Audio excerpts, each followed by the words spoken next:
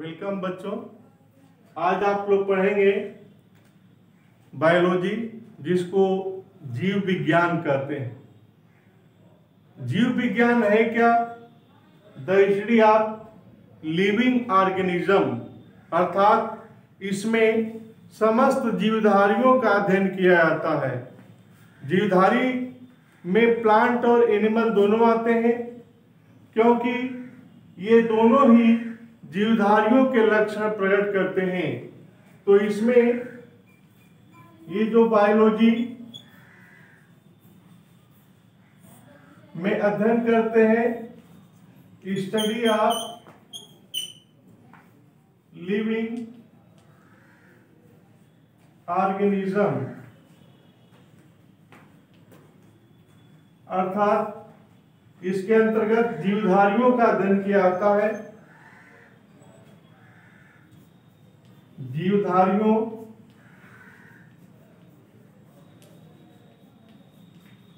का अध्ययन होता है।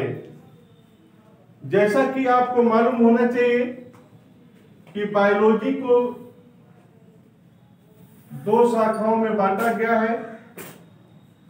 इसके दो पार्ट हैं। पहला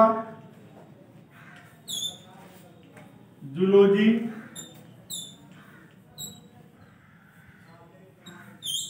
जिसको जंतु विज्ञान कहते हैं,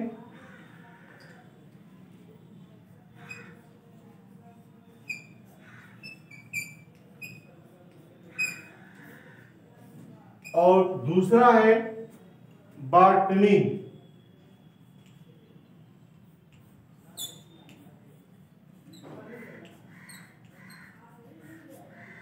जिसको वनस्पति विज्ञान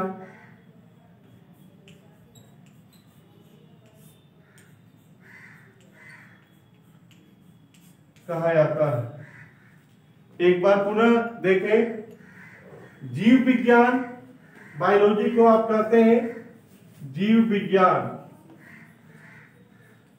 जीव विज्ञान के अंतर्गत जीवधारियों का अध्ययन किया जाता है, और जीवधारियों को हम दो अलग अलग भागों में बांट दिए हैं, जिसको हम जंतु विज्ञान और वनस्पति विज्ञान के नाम से जानते हैं।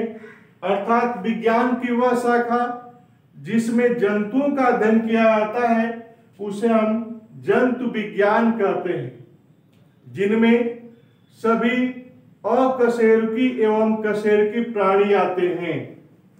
और विज्ञान की वह शाखा जिसमें वनस्पति अर्थात पेड़ पौधों का अध्ययन किया जाता है, उसे हम बॉटनी या वनस्पति विज्ञान कहते हैं, जिसमें वनस्पतियों को तीन भागों में बांटा गया है, जिसे आप हर्बिशियस शाकीय पौधे, श्रब्स झाड़िये पौधे, और ट्री जिसको वृक्ष कहते हैं। इन तीनों भागों को मिला करके ही हम यहाँ वनस्पति विज्ञान के अंतर्गत अध्ययन करते हैं। तो जंतु विज्ञान के अंतर्गत जो एग्जाम्पल आता है, अकशेरुकी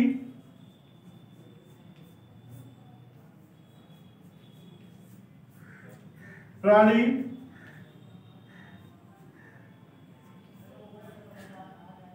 और दूसरा है कशेरुकी प्राणी।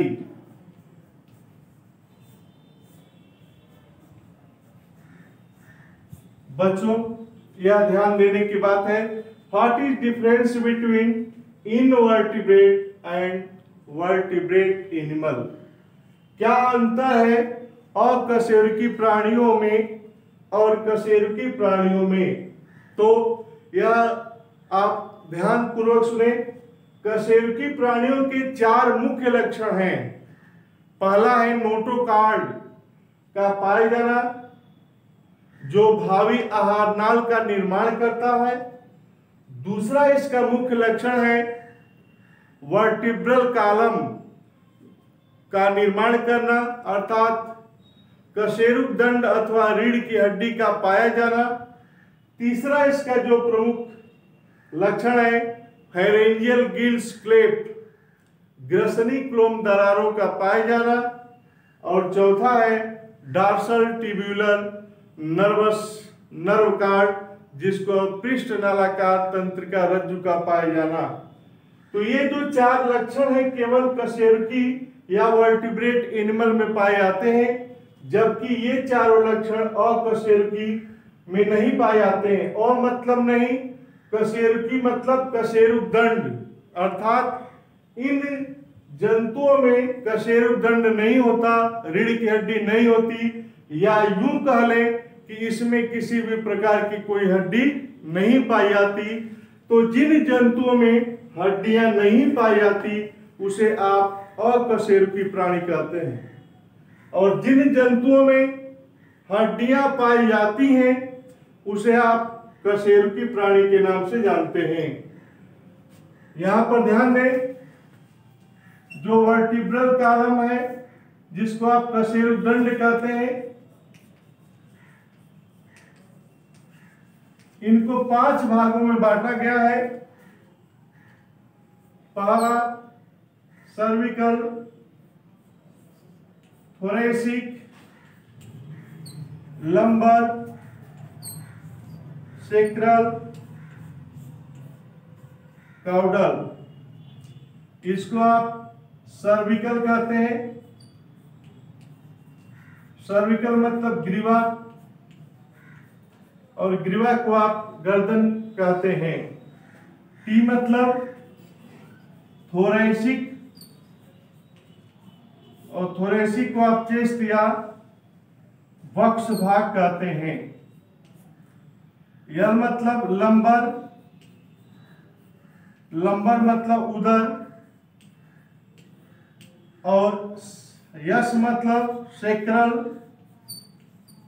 और सेक्रल जो होता है कमर को कहा जाता है। और ये काउडल जो होता है इसको पढ़ा जाता है काउडल, जिसको पुच्छ भाग कहते हैं या पुच्छ कशेरुकाएं कहते हैं। इनको 5 भागों में बांटा गया है, जिनकी संख्या अलग अलग होती है। सर्विकल की जो संख्या है 7 होती है वयस्कों में,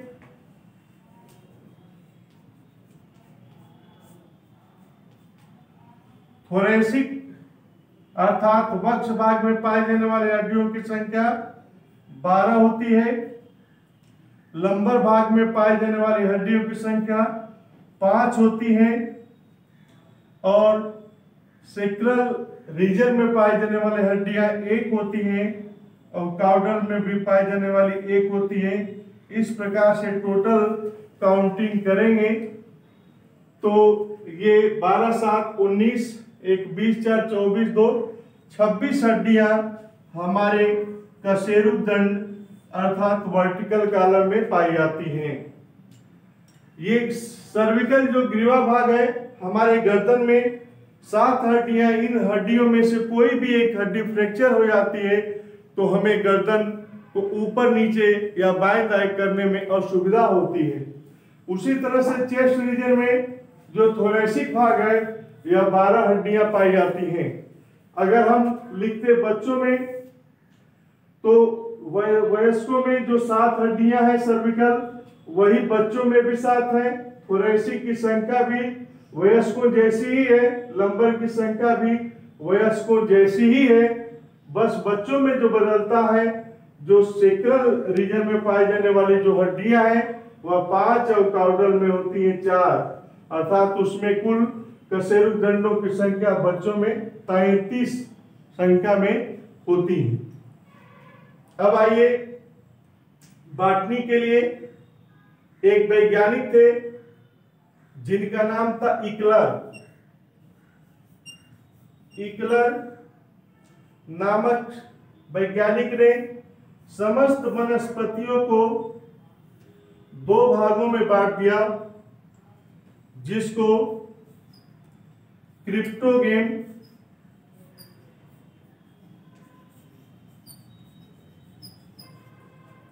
क्रिप्टोगेम और दूसरे को फेनरोगेम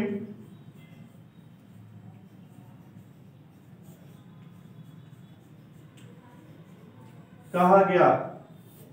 क्रिप्टो गेम्स और फेनरो गेम्स में क्या अंतर है? क्रिप्टो गेम्स उन पौधों को कहा जाता है जिनमें पुष्प, फल, बीज अनुपस्थित होती हैं।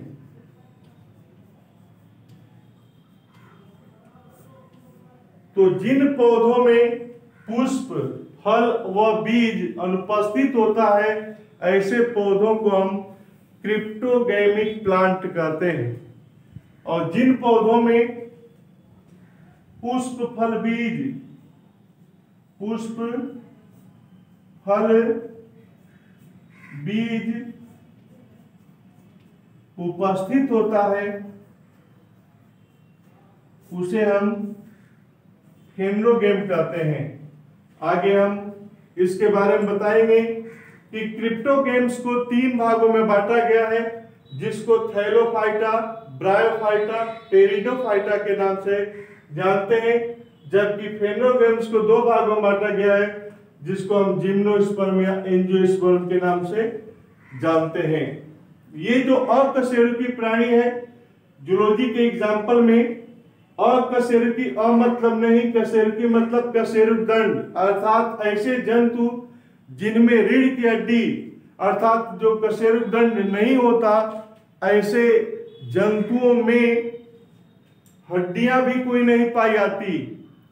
ऐसे जंतु एनीमा वाले होते हैं, अर्थात उनमें ब्लड का फॉर्मेशन नहीं होता। आप सभी को मालूम है बच्चों कि ब्लड का फॉर्मेशन, आरबीसी का निर्माण कहाँ होता है? आरबीएम में होता है, रेड बोन मैरो, जिसको आप लाल अस्थि मज्जा कहते हैं। और लाल अस्थि मज्जा कहाँ होती है? यह हड्डियों के बीच में पाए जाने वाला रिक्त स्थान में होता है। तो जब हड्डियां ही नहीं पाई जाती हैं, तो उसमें ब्लड का बनना या रुधिर का निर्माण होने का कोई प्रश्न ही नहीं होता। अर्थात ऐसे जंतुओं में न हड्डी पाई जाती है, न ब्लड पाई जाती है, न हीमोग्लोबिन पाई जाती है। अर्थात इनके स्थान पर अलग अलग यह सब्सटेंस काम करते हैं। कशेरुकी प्राणियों को आप देखेंगे कि इसमें कशेरुकदंड भी पाया जाता है, साथ ही साथ ब्लड का फॉर्मेशन भी होता है। और कशेरुकी प्राणियों के अंतर्गत 9 संघ आते हैं एग्जाम्पल के तौर में, जैसे संघ प्रोटोजोआ से लेकर के संघ हेमिकार्डेटा तक के जंतु। इसमें संघ प्रोटोजोआ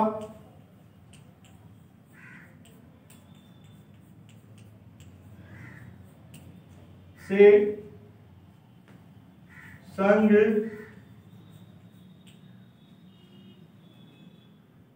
हेमिकार्डेटा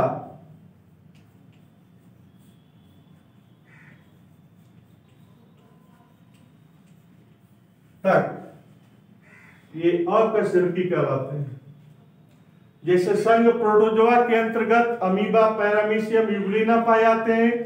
संघ पोरिफेरा के अंतर्गत जिनका शरीर छिद्र युक्त होता है, उसमें साइकान होता है, ल्यूकोसोलोनिया होता है, स्पंज होता है, यू स्पंजिया होता है, यू प्लेक्टेला होता है इत्यादि इसमें पाए जाते हैं, जो सेलुलर ग्रेड एनिमल होते हैं, अर्थात कोशिकीय स्तर के होते हैं। तीसरा जो संघ है इनमें, उसको हम संघ प्लेटी हेलमिन्थीज कहते हैं। और ये तीसरा जो होता है सिलेंटेटा होता है, जिसको निडेरिया संघ के नाम से जाना जाता है, जिसमें हाइड्रा है, फाइसेलिया है, ओवेलिया है। उसी तरह से जो चौथा संघ है संघ प्लेटी हेलमिन्थीज है, इसमें टीनिया सोलियम है, फेसियोला हिपेटिका है, अर्थात इसमें फीता कृमि है, लीवर फ्लूक इत्यादि आते हैं।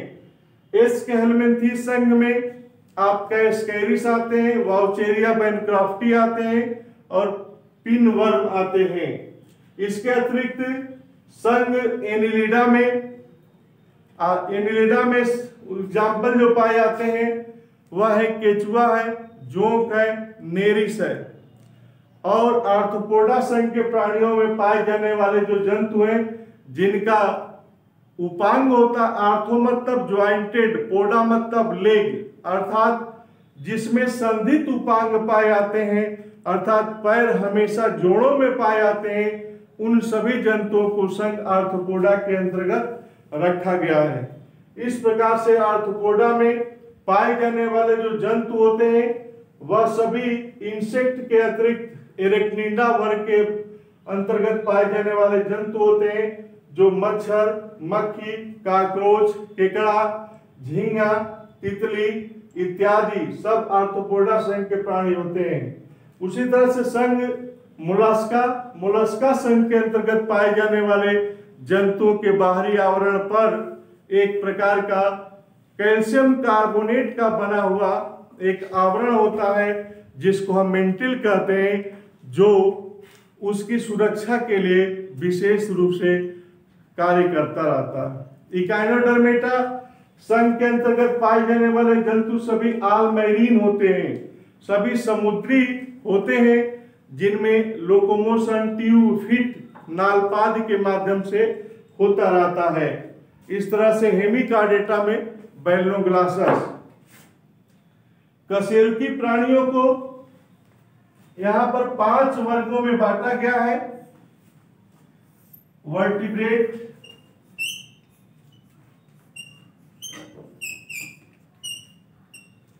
एनिमल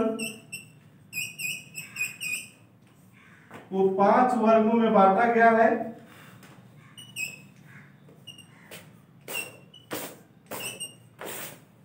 पहला वर्ग है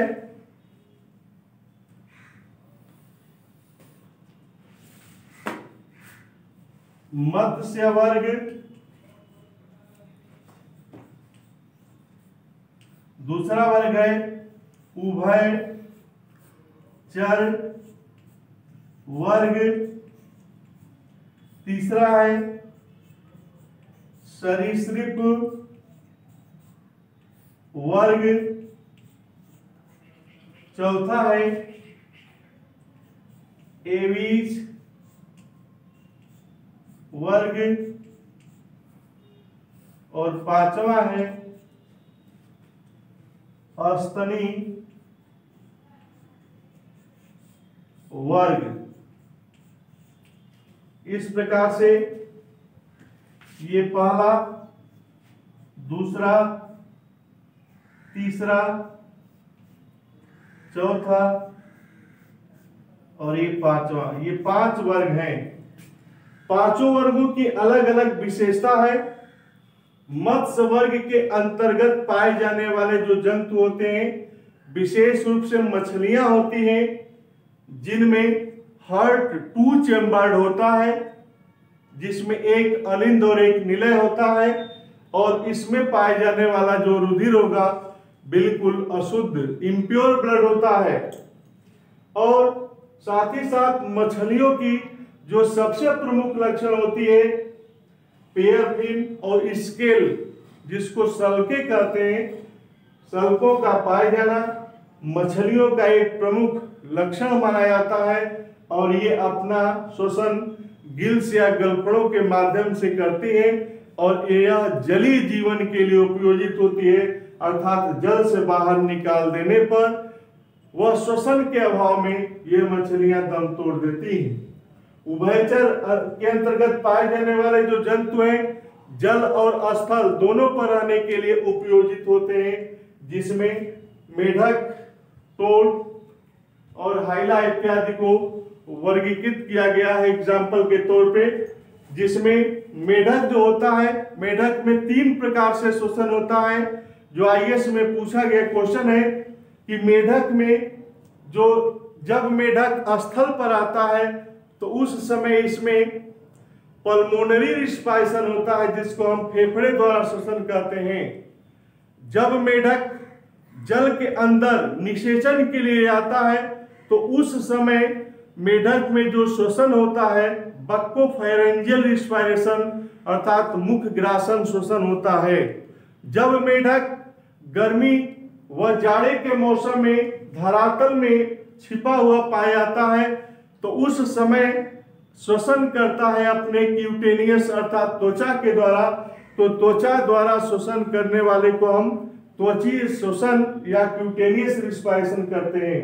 लेकिन आईएएस में पूछा गया था कि मेढक में पाए जाने वाले जो श्वसन त्वचीय श्वसन है या मुख ग्रासन श्वसन है या पल्मोनरी श्वसन है या तीनों प्रकार का श्वसन किस क्षण होता है, किस पल होता है मेढक में। तो उसका आंसर यही है कि जब मेढक आराम से बैठा हो, उसे आप किसी वस्तु से आप टच करने की कोशिश करते हैं, तो जब मेढक धरातल छोड़ता है, जंप करता है, तो जंप करने में आप जानते हैं कि धरातल छोड़ने के बाद और धरातल पर पहुंचने से पहले अर्थात जमीन से जंप किया और जमीन पर पहुंचने से पहले अर्थात जो मेढक हवा में रहता है, तो हवा में जब मेढक रहता है तो उसी समय तीनों प्रकार का श्वसन मेढक उसी पल में कर लेता है, उसी क्षण कर लेता है, जिसको आप क्यूटेनियस, पल्मोनरी और बक्कोफेरेंजियल रिस्पायरेशन कहते हैं। सरीसृप वर्ग के अंतर्गत पाए जाने वाले जंतुओं की विशेषता है यह रेंग के चलने वाले होते हैं। इसमें 3 चेम्बर्ड और तथा कुछ इनकी जातियों में 4 चेम्बर्ड हार्ट होता है। यह इनके पाद नखर युक्त होते हैं। इसमें सर्पों को, छिपकलियों को, क्रोकोडाइल को, एलिगेटर को रखा गया है। एवीज वर्ग के अंतर्गत पाए जाने वाले जो जंतु हैं, इनमें पक्षियों को रखा गया है और पक्षियों के लिए एक खास क्वेश्चन ये पूछा जाता है कि पक्षियों में हड्डियां किस प्रकार की होती हैं। तो पक्षियों में जो हड्डियां पाई जाने वाली होती हैं वह न्यूमेटिक बोन होती है, अर्थात वायु से भरी हुई हड्डी, जिसको आप प्लावी हड्डी कहते हैं या उसको इंग्लिश में आप न्यूमेटिक बोन कहेंगे। तो कभी कभी क्वेश्चन पूछता है कि pneumatic bone is present in, विकल्प 4 दिए रहेंगे तो आप उसमें बर्ड को टिक लगाएंगे। ऐसी परिस्थिति में एक और भी क्वेश्चन बनता है बर्ड के केस में कि इसमें टीथ नहीं पाया जाता, बाकी अन्य सभी में दांतें होती हैं, चाहे वह दांतें समदंती हो, होमोडोंट हो या हेट्रोडोंट हो, लेकिन पक्षियों में दांत नहीं पाई जाती। यह इसकी विशेषता है और यह फीदर या पखनों के माध्यम से वायुमंडल में देर तक उड़ते रहते हैं और अपनी आवश्यकता की पूर्ति करते रहते हैं।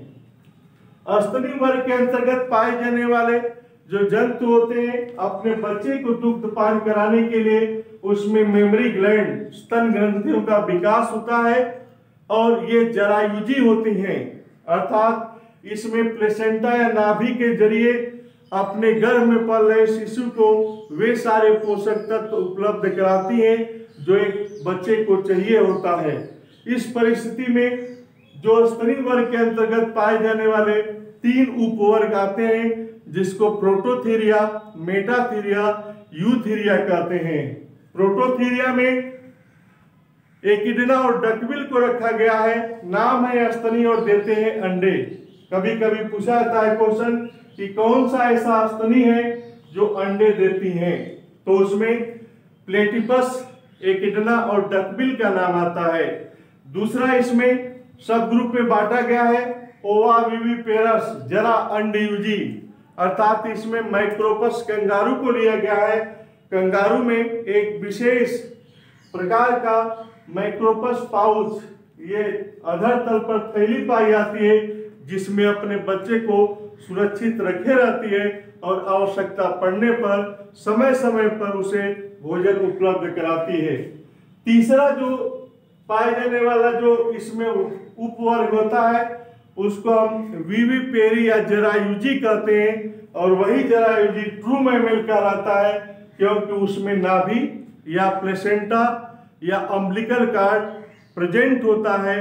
जो गर्भ में पल रहे जो शिशु होते हैं उनको सारे उन शिशुओं को वे सारे पोषक तत्व माँ उपलब्ध कराती है जो एक बच्चे के लिए संपूर्ण आहार होता है।